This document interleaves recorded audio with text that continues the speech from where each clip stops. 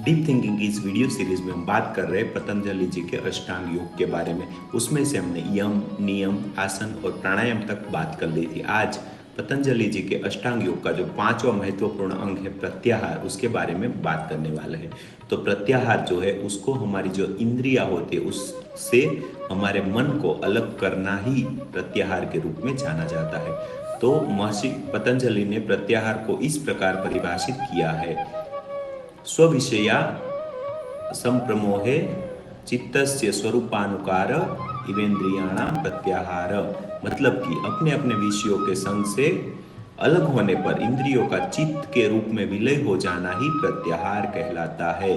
प्रत्याहार के द्वारा साधक का इंद्रियों पर पूर्ण अधिकार हो जाता है। स्पर्श, शब्द, रूप, रस, गंध आदि की आसक्ति व्यक्ति को आत्मकल्याण के रास्ते से दूर हो जाती है। इंद्रियों की आसक्ति मन को विचलित कर देती है, इसलिए अभ्यास और वैराग्य के द्वारा यथार्थ बोध से ही प्रत्याहार सिद्ध होने पर इंद्रिय विजय होता है। फिर साधक को भगवान में प्रीति, परम रस व परम सुख का अनुभव होने लगता है।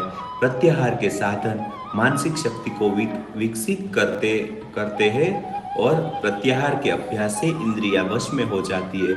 महर्षि पतंजलि जी ने तत्परमा वश्यतेन्द्रियाणाम, मतलब कि अष्टांग योग के अंतरंग का प्रदेश द्वारा प्रत्याहार है।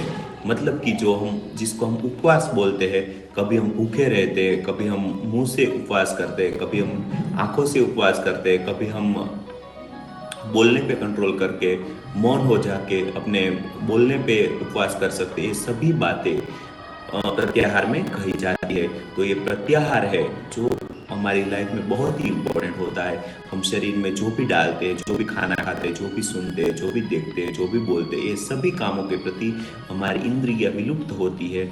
लेकिन जब हम हमें कॉन्शियसली जीना चालू कर देते हैं, तब धीरे धीरे हमें इंद्रिया पर विजय आ जाता है, इंद्रियों पर कंट्रोल आ जाता है, इंद्रियों पर कॉन्शियसनेस आ जाती है। तो धीरे धीरे क्या होता है कि सभी जो विषय है उस पर हमारा कंट्रोल आ जाता है। तब हमें इसको उपवास के प्रति जागृत होना पड़ेगा। मतलब कभी कभी खाने पे उपवास करना चाहिए, कभी बोलने पे उपवास करना चाहिए। बहुत सारी ऐसी बातें होती है जो उपवास से हमें बहुत सारे फायदे मिलते हैं।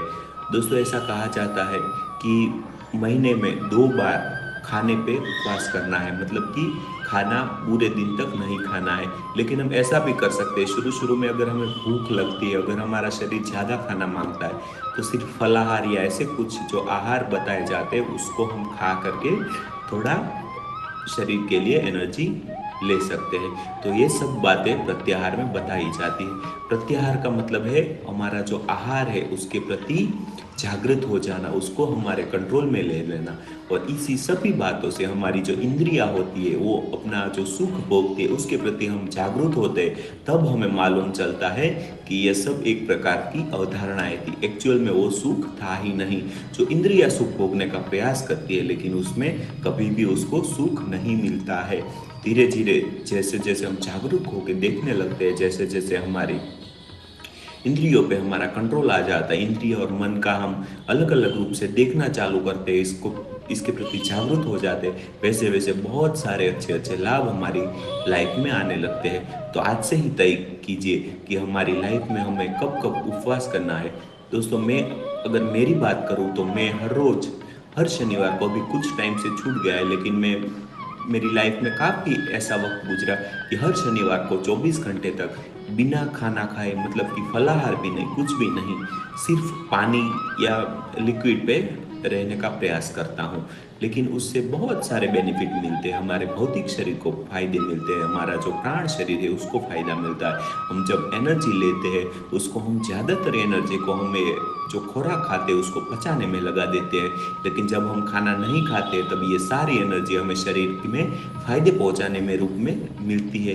तो इसलिए ये जो उपवास है, जो फलाहार है, बहुत सारे फायदे हमारे शरीर के अंदर लेके आता है।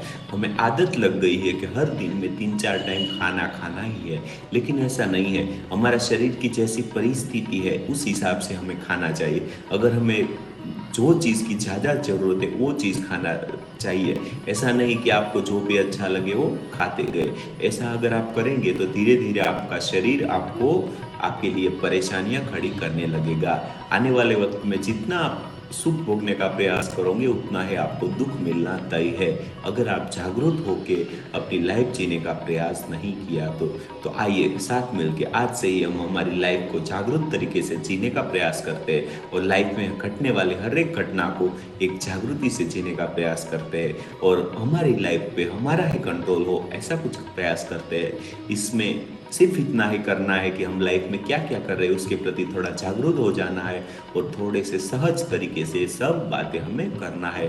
खुराक पे प्रति थोड़ा जागरूक होना है, जब हम खाते हैं तब उसके प्रति कॉन्शियस होके खाना है, जब गोलियाँ चबाते हैं तब उसके प्रति भी कॉन्शियस रहना है, जब हमारे अंदर हम निगलते हैं तब भी उसके प्रति कॉन्शियस रहना है। ऐसा कर के धीरे-धीरे हम खाने लगते हैं। कुछ हफ्ते या 15 दिन में एक बार खाना संपूर्णपणे त्याग करके उपवास करते हैं तो उसके बहुत सारे बेनिफिट हमें मिलते हैं।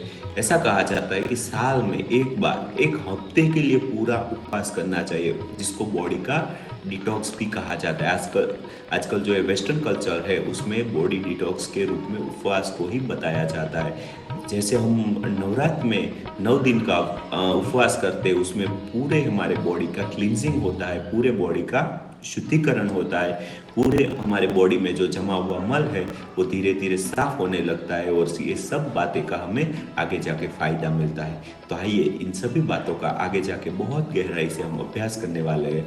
आपने मेरी इन बातों को इतने प्यार से सुना उसके लिए बहुत-बहुत धन्यवाद। ऐसे ही आने वाले वक्त में ऐसे ही अभ्यास के लिए हमारे साथ जुड़े रहिए, बने रहिए हमारे साथ में। Thank you so much for your valuable time. Please don't forget to join us on building. Thank you so